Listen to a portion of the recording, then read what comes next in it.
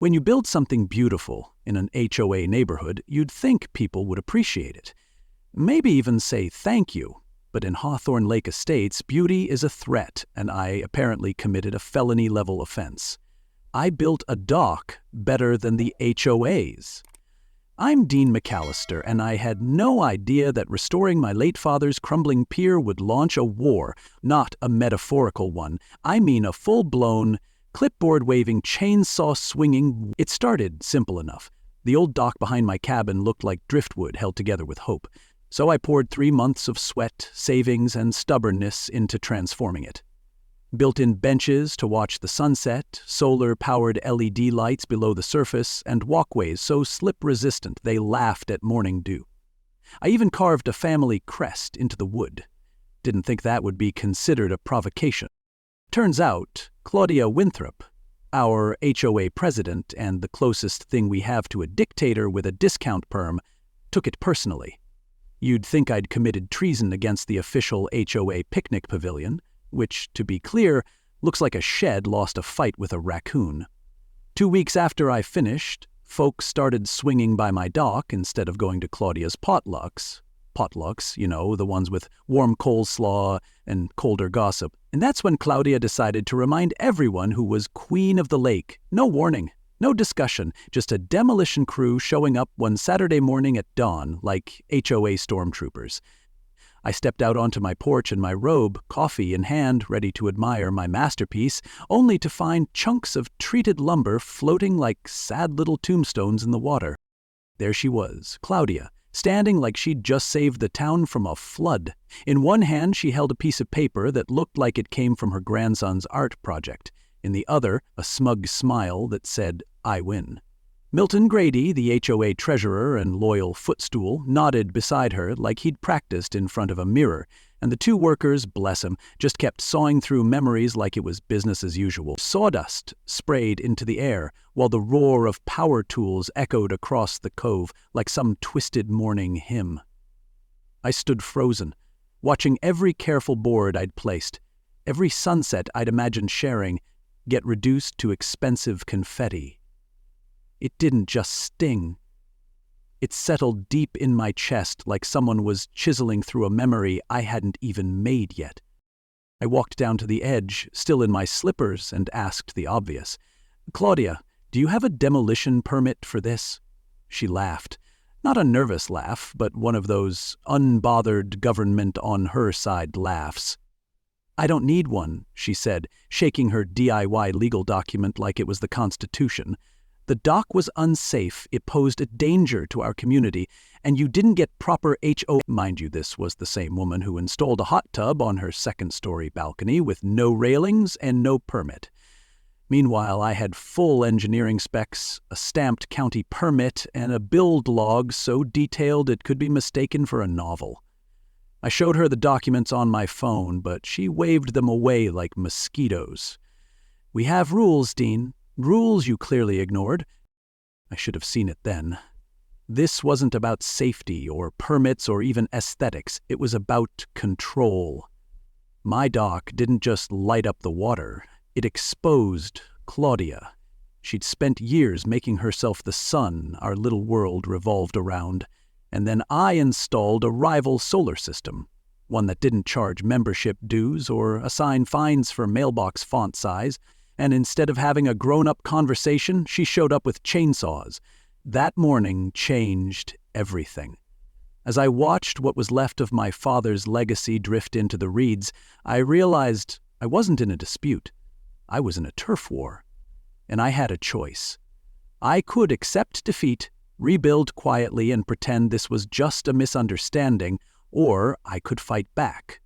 Not with more wood and nails, but with something stronger, the truth. And maybe, just maybe, something bigger than her paper kingdom. After the chainsaws stopped screaming and the dark was just a memory floating in wet splinters, I called the one person who'd never sugarcoat a bad situation, Greg Monroe. Greg and I grew up skipping rocks on this lake, but somewhere along the way he grew into a suit, passed the bar, and became the county's go-to guy for property disputes. I figured if anyone could tell me whether Claudia's little demolition stunt was legal, It'd be him. He answered on the second ring with that courtroom calm. When I told him what happened, there was a long pause, followed by a single, sharp sentence.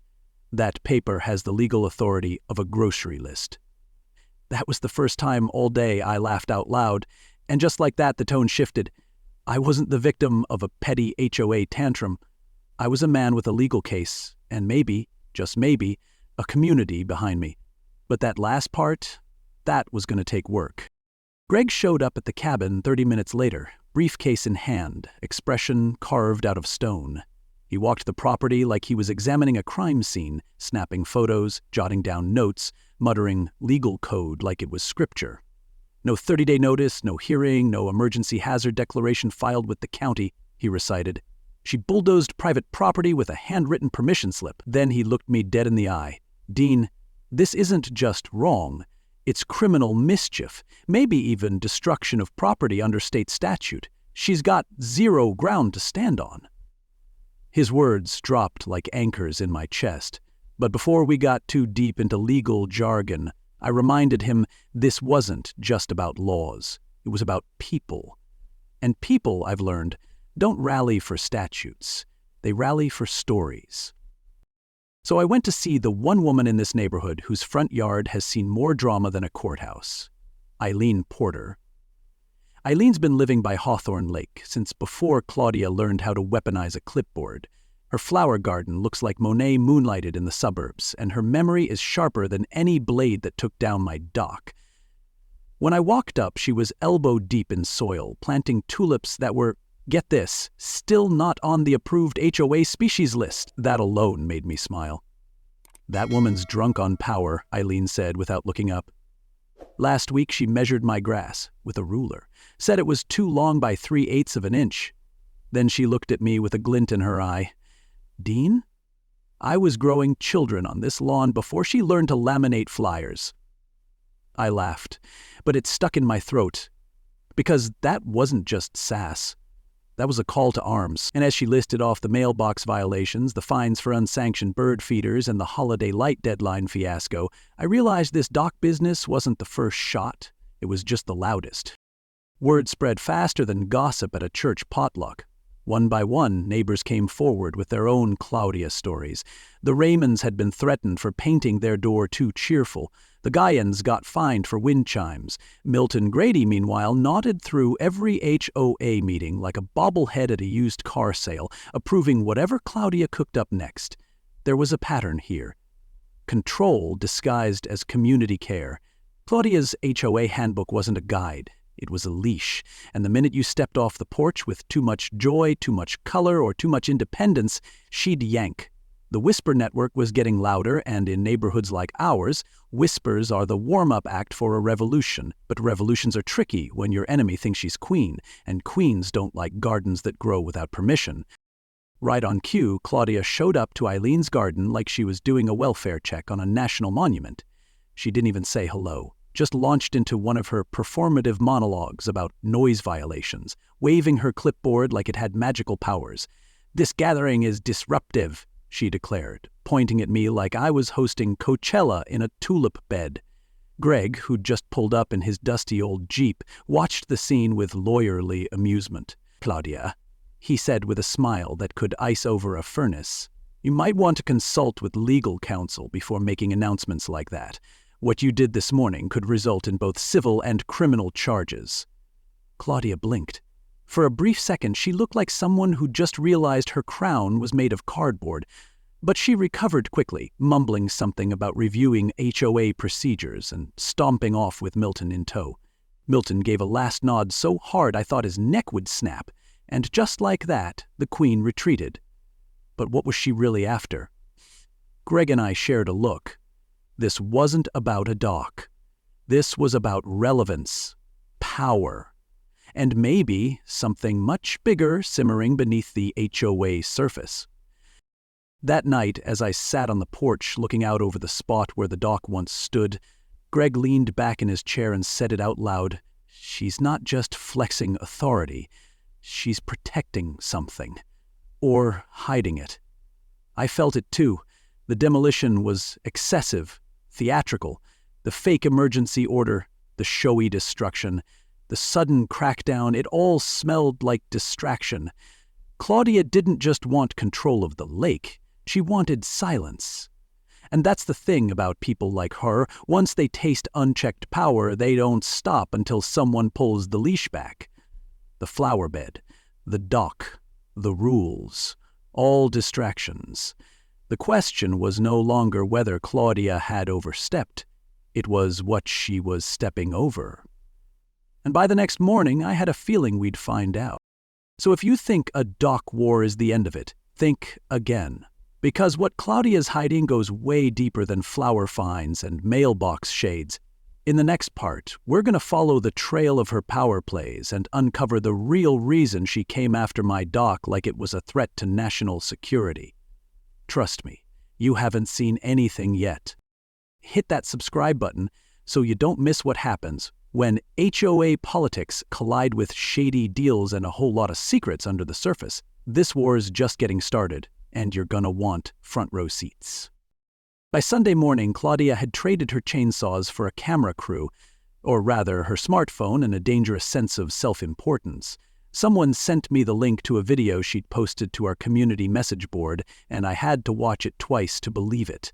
There she was, standing in front of the soggy remains of my dock, wind blowing dramatically through her oversized cardigan, declaring my construction a child drowning hazard and a rogue platform of unregulated danger. She pointed to the floating debris like it was toxic waste and said with a straight face, "This is exactly why HOA oversight is not optional. If propaganda had a Pinterest board, this video would be on it." It was so theatrical I half expected her to declare martial law next. But what really rattled me wasn't the nonsense. It was the comment section. It started slow. Just a few likes from the usual suspects. Milton, that one guy who reports dog poop violations, and the woman who once threatened to call animal control over singing frogs. But then came the worry texts. "Hey, Dean, maybe lay low for a bit. We're with you, but we just refinanced. Claudia says she's reviewing all property lines next week." The fear was spreading faster than the sawdust from my dock. People weren't just intimidated. They were calculating. What's a community worth if it's built on anxiety? I couldn't blame them. Claudia had perfected the HOA's greatest weapon, quiet fear. And when fear's loud enough, the truth gets drowned. That's when I knew I had to speak louder. I didn't have a PR team, but I did have a phone, a story, and a very public pile of floating lumber. So I set up a live stream, aimed the camera at the lake, and hit go.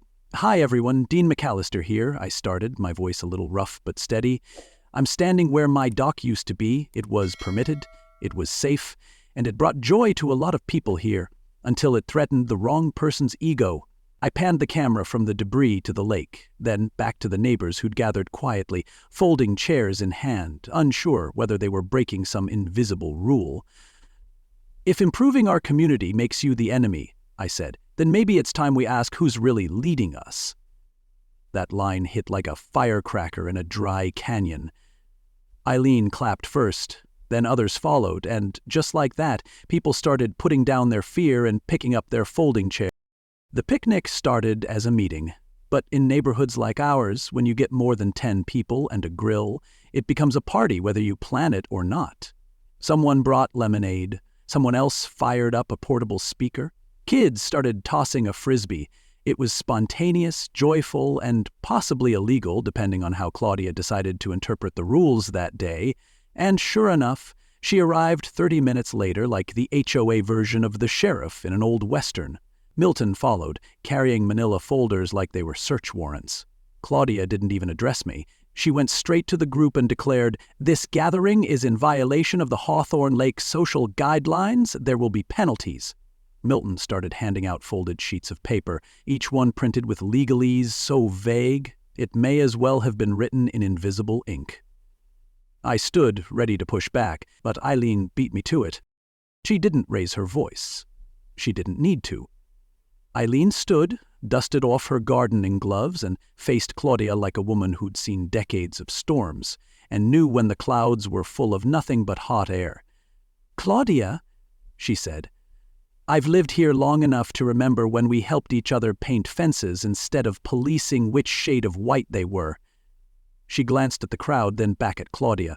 You can fine us, you can write your little memos, but if having lemonade and conversation is a violation, then maybe it's your rule book that's out of order. The group erupted in laughter, applause, and a few slow claps that felt like thunder in a dry sky. It wasn't just a moment, it was a shift. Claudia looked stunned. Milton's folder wilted in the humidity, and for a flicker of time we all felt like a community again. But as the grill sizzled and the kids laughed, I couldn't shake a nagging feeling. Claudia didn't leave angry, she left calculating. And Milton, always the loyal paperboy, lingered just long enough to jot down a few addresses. The party felt real, the unity felt earned. But something about Claudia's quiet retreat told me she hadn't lost. Not yet. And whatever she was planning next, it wasn't going to be another YouTube tantrum. It was going to be something bigger. Something with teeth. So while my neighbors clinked glasses and told HOA horror stories in between bites of barbecue, I made a mental note to prepare for the next move. Because in the game Claudia was playing, joy was just bait. And she was reeling in something serious. The day after the picnic, Claudia disappeared like a bad rumor with no one left to believe it. No HOA threats, no inbox bombshells, not even a measuring tape sighting. Just radio silence, which, in Claudia's case, was more dangerous than chainsaws. Greg and I both agreed, someone that controlling doesn't just retreat. She reloads. So when Eileen casually mentioned that Claudia had been having breakfast off-site, every Thursday, with a mystery man in a blazer, our curiosity turned into reconnaissance. We followed her the next morning to a Denny's 15 miles out, because apparently, when you're conspiring to privatize a lake, you do it over eggs and bottomless coffee. From the parking lot, we had a clear view of her corner booth. Claudia on one side, a man in a gray suit on the other, pointing at documents like they were treasure maps. The man wasn't from around here. His haircut alone looked like it had an expense account. We slipped inside and grabbed the booth behind them, pretending to read menus while listening like a pair of nosy retirees at a church potluck. The man's voice was low but clear, his tone all business. Once the docks are gone, we can start with the Summit Shore conversion. Premium lake access, monthly user fees, boat storage. HOA signs off, we handle the rest. Claudia nodded like she was auditioning for a raise, even while she slathered jam on toast. Be around, one doc. The rest will fall in line once the violations stack up.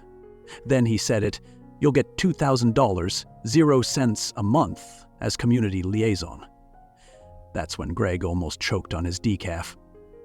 I gave him a subtle kick under the table, but I felt the same thing in my chest, a boiling mix of rage and clarity. Claudia wasn't the queen, she was the pawn, and the real players were building a pay-to-play lake under all our noses. Greg leaned in later and whispered, "This is fraud in khakis. They're turning public access into private revenue, with HOA muscle as the front." It was all so textbook you could teach a course on it. Step 1. Create a false safety narrative. Step 2. Remove the structures that give people freedom. Step 3. Lease the resource back to them, like you're doing them a favor. The lake wasn't just water, it was leverage. Claudia wasn't just on a power trip, she was cashing in on fear, and if we didn't act soon, the entire shoreline would be lined with gates, signs, and invoices. I sat there, staring at my reflection in the diner window, thinking about how far they'd go to control something that used to belong to all of us. That's when the thought hit me, not like a flash of genius, but like a sledgehammer on a rotten plank. "What if we took the lake off the table?" I said, still looking out the glass. Greg squinted. "Come again?" I turned to him. "If Summit Shore wants to monetize lake access, what happens if the lake isn't theirs to touch? What if I owned the lake?" Greg looked at me like I'd just suggested buying the sun. "You can't own a lake, Dean, not unless you control the inflow." And then his expression shifted. One of those slow grins lawyers get when they realize the loophole might be bigger than the law itself. "Wait, you're talking about the dam." I nodded. The old Hawthorne Dam, it feeds the whole lake. That dam used to belong to the Hawthorne Mill Company, right? What if it's up for grabs? Greg pulled out his phone faster than Claudia files violations. 5 minutes later, he turned the screen toward me. It's in bankruptcy auction next Saturday. I can't tell you if I smiled or panicked. Probably both. Because what started as a dock dispute had now evolved into the kind of real estate chess game you only hear about in podcasts or lawsuits. But the logic was bulletproof. If they want to charge people to access the water, what happens when the man who built the dock owns the water? They could write 1,000 HOA violations, hire a PR firm, and lease out picnic tables by the hour, but without the lake, they had nothing to sell. Greg leaned back, impressed and slightly horrified. Dean, if you can buy that dam, you don't just win the fight, you end the game. That sounded nice. Until I remembered one small detail. I wasn't a developer with deep pockets. I was a man with a destroyed dock, a legacy to protect, and just enough courage to be dangerous. We walked out of that Denny's into a world that suddenly looked smaller than it did over pancakes. The HOA wasn't the real enemy. It never was. Claudia might have held the megaphone, but the script was written by people in suits. Folks who saw our lake not as a place for kids to fish, but as square footage on a spreadsheet. That changed the stakes. And if I had any chance of stopping them, I'd have to put everything I had, my money, my cabin, maybe even my pride, but something told me it'd be worth it. Because sometimes the only way to deal with crooks at the table is to flip the whole table over, and I was about to find out what it costs to buy a dam. And whether I had enough left to outbid the devil in a necktie. So now you know this wasn't just about a dock.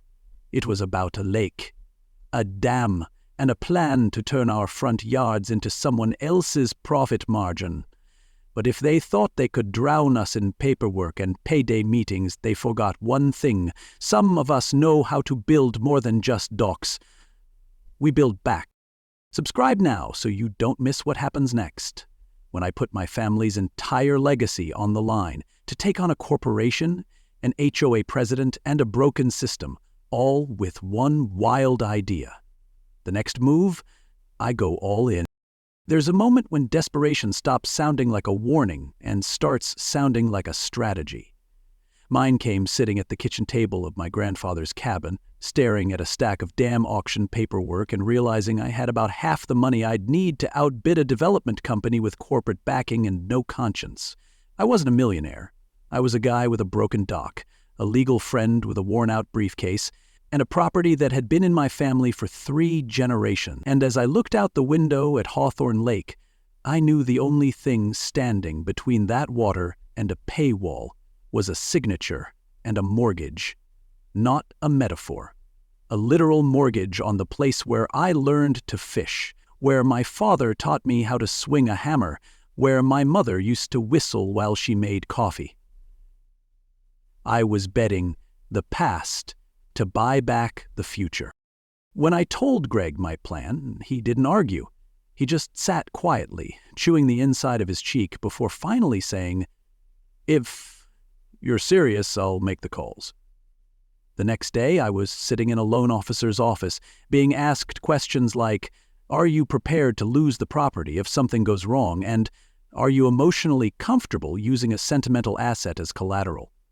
"Lady, I'm trying to stop an HOA president from turning a lake into a toll booth."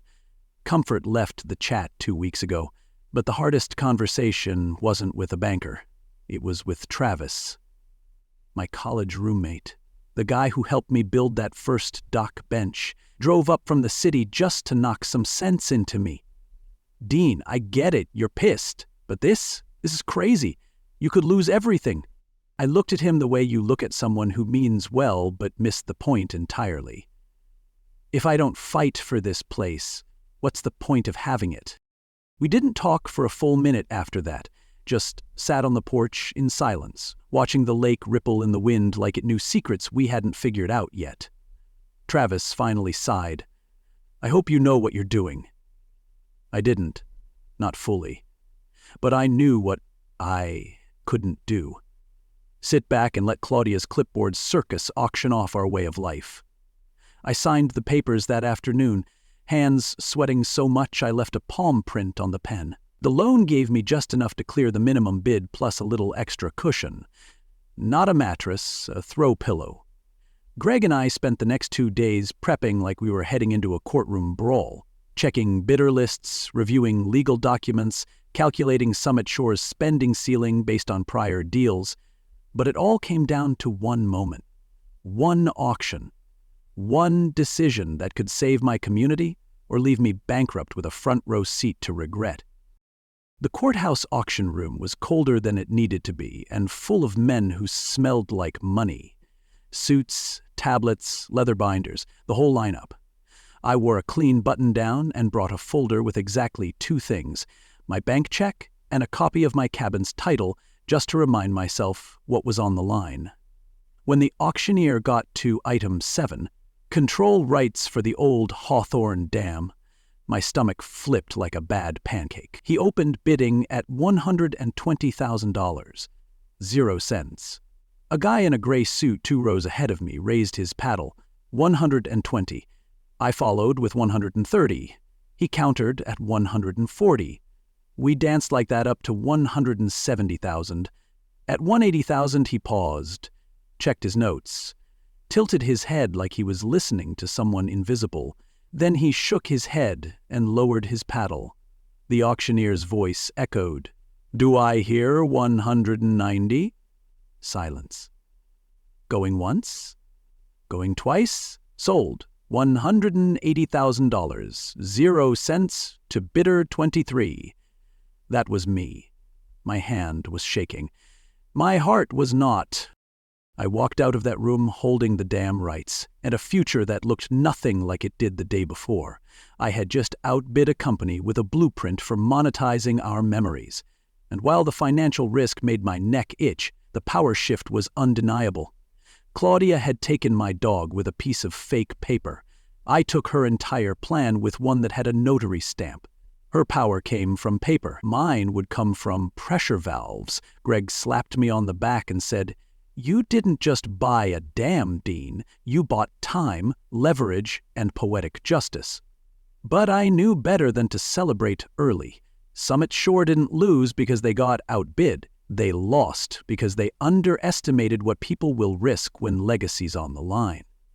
And Claudia, she had no idea yet that the lake she thought she ruled now answered to me. But that part's coming soon, and something tells me she's not going to take it well.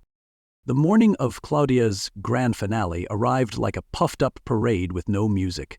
She came in hot. 2 bulldozers, a backhoe, a camera crew she probably bribed with muffins, and Milton trailing behind her like a shadow with a clipboard. She parked on the gravel like she owned the gravel. Her blazer looked ironed, her smile rehearsed, and her tone loud enough to reach neighboring counties. Today marks the final step in restoring order to Hawthorne Lake, she announced to no one in particular, motioning dramatically toward my rebuilt dock, which hadn't even seen a fishing rod yet. It was clear she thought this was going to be her victory lap. I let her get through her whole monologue, something about unauthorized reconstruction, pending citations, and liability hazards, before I stepped forward, calm as a lake before a storm, holding a manila envelope in one hand and a thermos of coffee in the other. "Claudia," I said, loud enough to cut through the performative nonsense, "before you bulldoze anything, you might want to look at this." I handed her the envelope with the kind of calm confidence that doesn't come from arrogance. It comes from owning something people forgot had value. She pulled out the certificate and frowned at the notary's seal, flipping the page like it was written in code. "What is this?" she barked. "That," I said, "is proof that I now own full control of the old Hawthorne Dam, the one that feeds this lake." There was a pause, the kind that echoes. "Effective last Saturday." Milton looked like someone had just unplugged his clipboard. Claudia's jaw worked in silence for a full 10 seconds before she stammered, "You can't just drain a lake." I pulled out my phone, dialed Earl, and put him on speaker. "Earl, it's Dean. Let's go ahead and start the level reduction. 50%. slow flow. "You got it, boss," Earl said, like we were talking about adjusting a sprinkler. Within the hour, the shoreline began to change.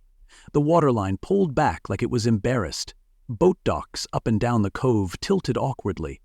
Claudia's prized pontoon sat half in mud, looking like a stranded whale with no escape plan. Neighbors gathered on their porches, phones in hand, eyes wide.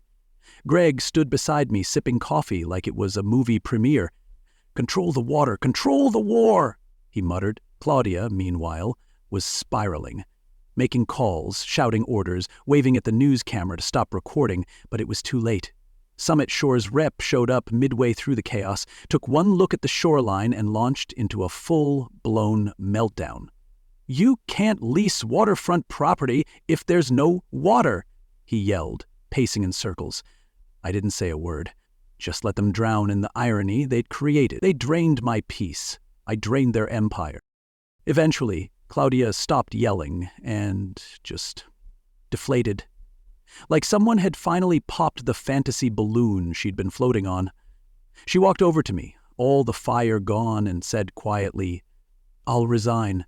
No more violations. No more HOA drama. Just turn it back on." I looked around. At the families gathered, the neighbors clapping, the kids cheering like it was recess. I nodded, pulled out my phone again. "Earl, we're good. Restore normal levels." "Roger that," he replied. And like that, balance returned to Hawthorne Lake. Not with another argument, not with fines or lawsuits, with water.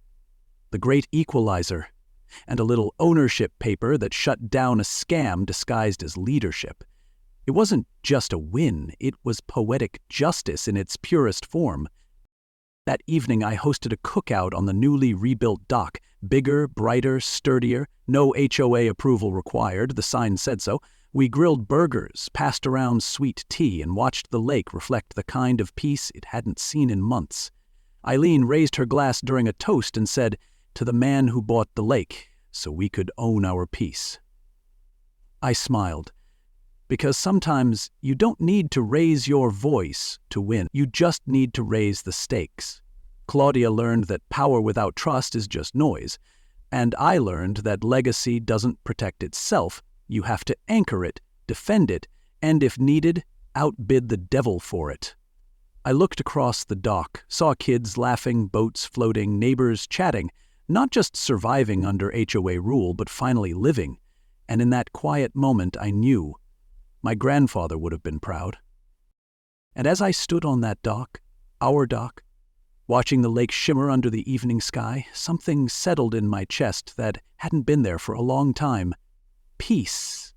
Not the kind you get from silence, but the kind you earn by standing up when it would have been easier to sit down. I didn't set out to fight an HOA. I just wanted to build something beautiful. But when someone tries to turn your memories into merchandise, you either roll over or remind them. Legacy isn't for sale. This story was never just about permits or property lines. It was about what happens when ordinary people remember they're not powerless. When neighbors stop whispering and start showing up. When you stop asking permission to do what's right. Claudia thought leadership came from a clipboard, but real leadership? That comes from courage, clarity, and knowing when to pick up the phone and drain the lake. So if this story hits something in you, if you've ever dealt with petty power, fought to keep something that mattered, or just wanted to see a bully lose with style, drop a comment below. Tell us your story. Hit that like button if you believe community should be built on connection, not control. And don't forget to subscribe because more stories like this are coming, and trust me, you don't want to miss what happens when the next HOA didn't know.